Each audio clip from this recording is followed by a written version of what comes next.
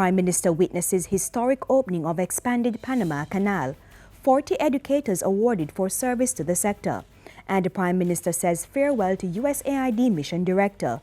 You're watching Jamaica House Weekly. On the weekend, Prime Minister Andrew Holness was in Panama for the opening of the expanded canal. The $5.4 billion project, which took 10 years to complete, was officially opened on Sunday. Mr. Holness used his visit to meet with Panamanian officials, including President Juan Carlos Varela and Vice President Maria Luisa Navarro.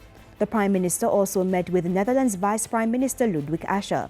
An agreement was also signed for the establishment of a joint commission for cooperation between Jamaica and Panama.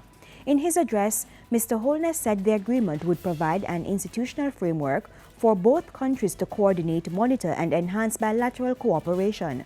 The Prime Minister expects increased cooperation in areas such as tourism, information and communication technology, logistics, agribusiness, and mining. Before his visit to Panama, Prime Minister Holness weighed in on the United Kingdom's decision to leave the European Union.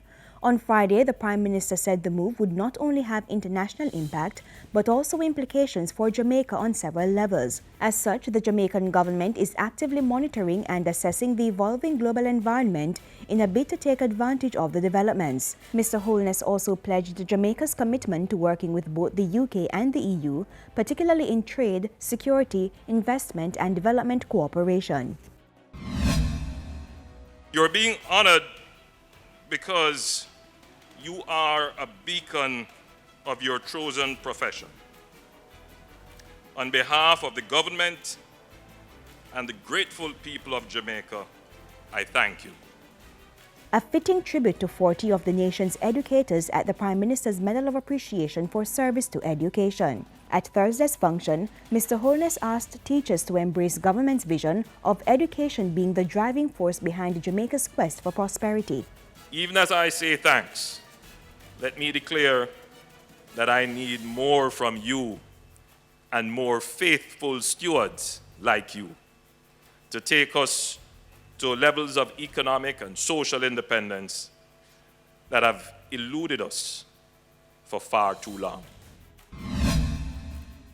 Prime Minister Holness also said farewell to outgoing USAID Mission Director Denise Herbal this past week.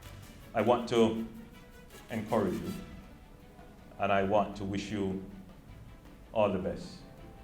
You have, in your service, done a great job for humanity. You have touched many lives. Prime Minister Holness also thanked the United States for helping Jamaica to achieve its development goals in areas such as environment and climate change resilience. You have been aligned with us on education. You have been aligned with us on agriculture. You have been aligned with us on energy. You have been aligned with us on community development, helping us to deal with HIV/AIDS, helping us to deal with matters of corruption, helping us to improve our public administration.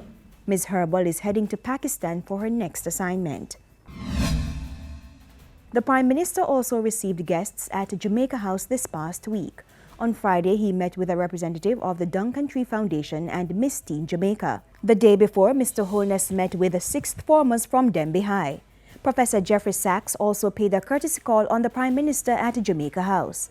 And that's it for today's edition of Jamaica House Weekly. We return next time with more of the news stories coming out of the office of the Prime Minister.